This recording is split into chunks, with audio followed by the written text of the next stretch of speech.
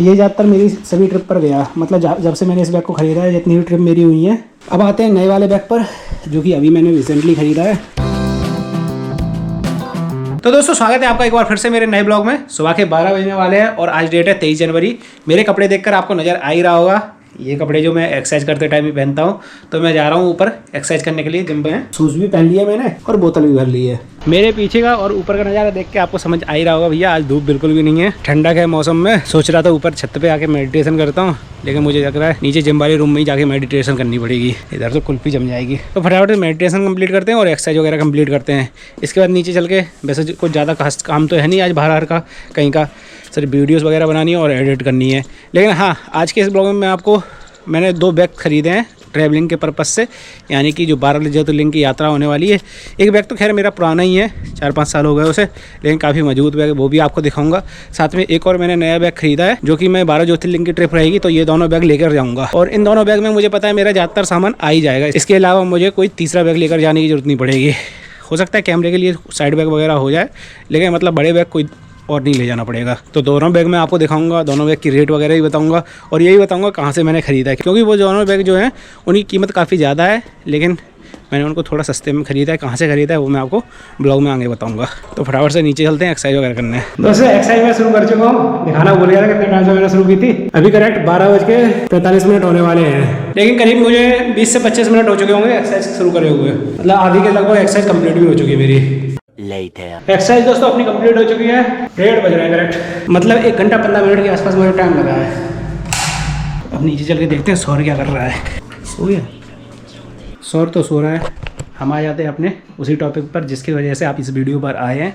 अपने मैं ट्रैवलिंग वाले बैग्स दिखा रहा हूँ, जिसमें मतलब 2 बैग्स तो मैं लेकर जाने वाला हूँ अपनी 12 ज्योतिर्लिंग की ट्रिप पर।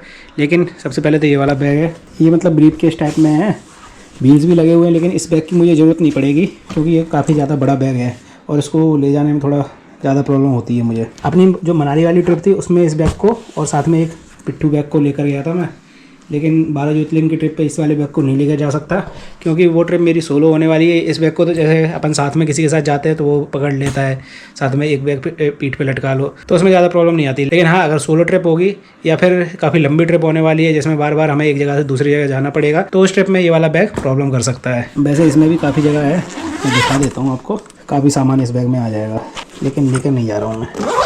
बंद करो इसको, वापस से रख के आना है ऊपर वाले रूम में रखा रहता है, जब जरूरत पड़ती है तभी निकालते हैं इसे। इसके बाद दोस्तों दूसरे 2 बैग मेरे पास ये है। इसमें ये वाला जो बैग है वो काफ़ी पुराना है, थोड़ा गंदा सा भी हो रहा है। और इस बैग को दोस्तों मैंने शायद 2016 या 17 में खरीदा था, जब मैं सागर गया था घूमने के लिए। वो भी मैं सोलो ही गया था, मतलब अकेले ही गया था, और वहाँ पर मैं आर्मी कैंपस में ही रुका था। या मेरे उस टाइम मौसा जी वहाँ रहते थे, तो उनके यहाँ ही रुका था मैं जाकर। और उस टाइम मेरे पास कैंटीन कार्ड भी था, तो मैंने सोचा कैंटीन वगैरह ही घूम लेता हूँ। और वहीं की कैंटीन से मैंने ये वाला बैग खरीदा था। करीब शायद कैंटीन से मुझे इसकी प्राइस 5,000 के आसपास पड़ी थी। मतलब आप सोच रहे हो कैंटीन से भी 5,000 का पड़ा तो मार्केट में कितने का होगा। तो मार्केट में दोस्तों ये काफ़ी ज़्यादा महंगा बैग होगा। और इसकी शायद 4 या 5 साल की मुझे गारंटी भी दी थी। काफ़ी शानदार बैग है। अभी तक मैंने इसको शायद धुला भी नहीं है क्योंकि गंदा ही नहीं हुआ उस हिसाब से। काफ़ी जगह आ जाती है इसमें और 35 किलो तक का ये लोड उठा सकता है आराम से। और सपोर्ट के लिए पीछे इसमें एक ये छड़ी टाइप में डली हुई है, दिखाता हूँ मैं। इसको पीठ के आकार के ही उसी टाइप में बनाए रखा है। और हाँ, एक खास बात और है इस बैग में दोस्तों, सबसे पहले तो इसमें भी सामान आ जाता है। ऊपर कुछ सामान रखना हो, जैसे इंपॉर्टेंट सामान जो बार बार निकालने की ज़रूरत पड़ती है, तो वो अपन इसमें रख लेते हैं, ऊपर वाली पॉकेट में रख लेते हैं। ये ज़्यादातर मेरी सभी ट्रिप पर गया, मतलब जब से मैंने इस बैग को ख़रीदा है, जितनी भी ट्रिप मेरी हुई है सोलो वाली, उन सभी ट्रिपों पर ये वाला बैग मेरा गया है साथ में। जैसे कि शायद मैं नासिक भी गया था, उस टाइम भी यही वाला बैग लेकर गया था, वो भी मेरी सोलो ट्रिप थी। इसके बाद मैं जितने बार वैष्णो देवी गया हूँ उस टाइम भी ये वाला बैग मैं साथ में लेकर गया हूँ। मनाली तो गया ही था ये वाला बैग, साथ में वो वाला बैग गया था जो मैंने अभी आपको दिखाया था। 2 ही बैग लेकर गए थे मनाली, 2 मेरे पास थे, 2 रोशन के पास थे। इसके बाद अभी मैं नैनीताल भी गया था, उस टाइम भी यही वाला बैग साथ में लेकर गया था। इस बैग में दोस्तों एक खासियत है, मतलब आप इसको अच्छे से भर लें और पीठ पे लटका लें, मतलब बिल्कुल भी पता नहीं चलता है कि बैग में ज़्यादा कुछ लोड है, ज़्यादा कुछ सामान है, तो आराम से इस बैग को अपन लटका सकते हैं साथ में। अब आते हैं नए वाले बैग पर, जो कि अभी मैंने रिसेंटली ख़रीदा है। वाइल्ड क्राफ्ट का ये बैग है, ये भी मैंने CSD कैंटीन से ही ख़रीदा है, ग्वालियर से।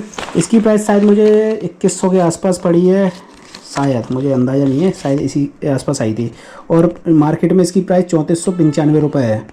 कैंटीन से शायद मुझे 2100 के आसपास पड़ा था ये बैग, या फिर 2500 का भी हो सकता है, फिक्स मुझे याद नहीं है। टाइम हो गया करीब 5-6 महीना हो गए जब मैंने लिया था, तब से ये रखा ही है। मतलब एक बार भी मैंने इसको यूज़ नहीं किया, क्योंकि कोई ऐसी ट्रिप ही नहीं बनी जिसमें 2 बैग की मुझे ज़रूरत पड़े। लेकिन हाँ, अब जो 12 ज्योतिर्लिंग की ट्रिप होने वाली है उसमें ये दोनों बैग मेरे साथ में जाएंगे, और कोशिश ये रहेगी कि इन दोनों बैगों में मेरा पूरा सामान आ जाए। और दोनों बैग से ये खासियत रहेगी, एक बैग को तो अपन पीठ पर लटका सकते हैं पीछे, और एक बैग को अपन आगे लटका सकते हैं फंसाकर, तो आराम से दोनों बैग लटक के चले जाएंगे जहाँ मुझे जाना है। और इजी टू यूज होते हैं, वो वाले हाथ में पकड़ो फिर लेकर जाओ साथ में, तो उसमें ज़्यादा प्रॉब्लम आती है। ये वाले बैग इजी टू यूज़ होते हैं, आराम से इनको लटका कर कहीं भी जा सकते हैं अपन। ऊपर भी एक चैन है सामान रखने के लिए, एक दूसरे नंबर पर ये वाली है, और तीसरी वाली ये है। इसमें खास बात ये है भैया, इसमें लैपटॉप भी आ जाएगा आराम से। जो लैपटॉप वगैरह अगर मुझे लेकर जाना है तो वो भी मैं इसमें रख सकता हूँ। इसमें था या नहीं मुझे याद नहीं है, हाँ इसमें भी है लैपटॉप रखने वाला। और भैया इसमें भी एक छड़ी डली हुई है, ये रही सपोर्ट के लिए। क्वालिटी भी काफ़ी शानदार है इसकी। और इस वाले बैग पर भी दोस्तों 5 साल की वारंटी वाला कार्ड लगा हुआ है। मुझे पता है 5 साल तक इन बैगों में कुछ नहीं होने वाला, क्योंकि ये वाला बैग तो कम से कम 5 साल से ज़्यादा भी हो गया। 2016 में ख़रीदा था और अभी 2024 शुरू हो चुकी है, तो समझ लीजिए आप कितना चल चुका है ये वाला बैग। करीब 8 साल के आसपास होने वाले हैं। और अगर ये मैं लोकल मार्केट से ख़रीदता तो सेम कंपनी में तो बहुत महंगा आता। अगर मैं उस बैग को लेकर पहली ट्रिप पर ही जाता तो उसी ट्रिप पर उस बैग का काम तमाम हो जाता। क्योंकि इस बैग में मैं कई बार तो दिल्ली से सामान लेकर आया, क्योंकि मेरी शॉप थी, तो शॉप के लिए मुझे सामान बार बार लेकर आना पड़ता था दिल्ली वगैरह से। तो इस बैग में मैं कई बार सामान लेकर आया भर भर के, तब भी बिल्कुल मस्त चल रहा है। और हाँ, इसकी एक खास बात थी, मैंने आपको दिखाई नहीं शायद, इसके नीचे की साइड एक पॉकेट है, सबसे नीचे की साइड। इसमें जैसे बारिश आरिश हो रही हो और आपको लग रहा है कि बैग में आपका सामान है जो भीग जाएगा, वैसे तो वाटर प्रूफ है, फिर भी आप चाहें तो इसको कवर कर सकते हैं बैग को। ये कपड़ा निकल जाता है इसमें से, और इस पे से ढक दो, ऐसे आपका बैग भी गीला नहीं होगा बिल्कुल। और जब बारिश ख़त्म हो जाए वापस से सूखा के इसी जगह पर रख दो। इमरजेंसी पॉकेट है, कुछ और सामान भी रखना है वो भी आप रख सकते हैं इसमें छुपा के। तो दोस्तों ये वाले दोनों हैं मेरे ट्रैवलिंग बैग, जो कि मेरी 12 ज्योतिर्लिंग की ट्रिप पर काम आने वाले हैं। और इन्हीं दोनों बैगों में मैं पूरा सामान एडजस्ट करने की कोशिश करूंगा। सामान क्या क्या होने वाला है, क्या क्या सामान मैं लेकर जाने वाला हूँ अपनी ट्रिप पर, वो आप आगे आने वाले ब्लॉग्स में देखेंगे, जो कि मेरे इसी चैनल पर अपलोड होंगे। क्योंकि जैसे कि आपको पता ही होगा दोस्तों, मैं 12 ज्योतिर्लिंग की ट्रिप पर जा रहा हूँ, और सभी ज्योतिर्लिंग के मुझे अच्छे से दर्शन करने हैं, साथ में एक प्रॉपर ब्लॉग भी बनाना है। साथ में मेरा जो दूसरा चैनल है बैक टू जर्नी वाला, उसके लिए प्रॉपर एक उधर की टूर गाइड टाइप की वीडियो वगैरह भी बनानी है, ताकि फ्यूचर में कोई मेरी वीडियो देखकर वहाँ पर जाए तो वो अच्छे से घूम पाए और वहाँ की पूरी नॉलेज उसको मिल जाए। तो मेरे 2 चैनल चल रहे हैं, एक पे तो मैं डेली ब्लॉग करता हूँ और उसमें हफ्ते में 1 या 2 वीडियो मेरी आती रहती है, दूसरे वाले चैनल पर बैक टू जर्नी वाला जो चैनल है। अब आज का रूटीन कुछ ऐसा है आगे का कि मुझे सबसे पहले तो शिवम कंप्यूटर्स वाले चैनल के लिए कुछ वीडियोस वगैरह बनानी है, इसके बाद मुझे दूसरे चैनल के लिए भी कुछ वीडियोस वगैरह बनानी है, साथ में फिर मैं एडिटिंग करूँगा, मतलब उन्हीं वीडियोस की। और आज का एक काम ये भी है दोस्तों, काफ़ी इंपॉर्टेंट काम है, जो कि मेरी 12 ज्योतिर्लिंग की ट्रिप में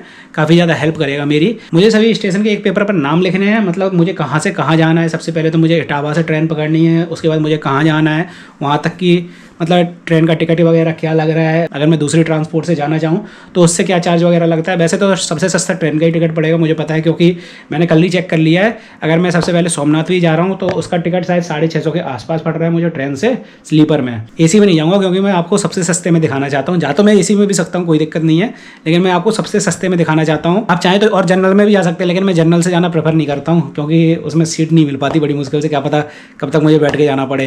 तो स्लीपर ज़्यादा बेटर रहेगा, क्योंकि उधर मुझे जाकर घूमना है 1-2 दिन, और उसके बाद फिर मुझे दूसरी जगह पर जाना है। तो इस वजह से मैं स्लीपर सीट बुक करना ज़्यादा प्रेफर करूँगा।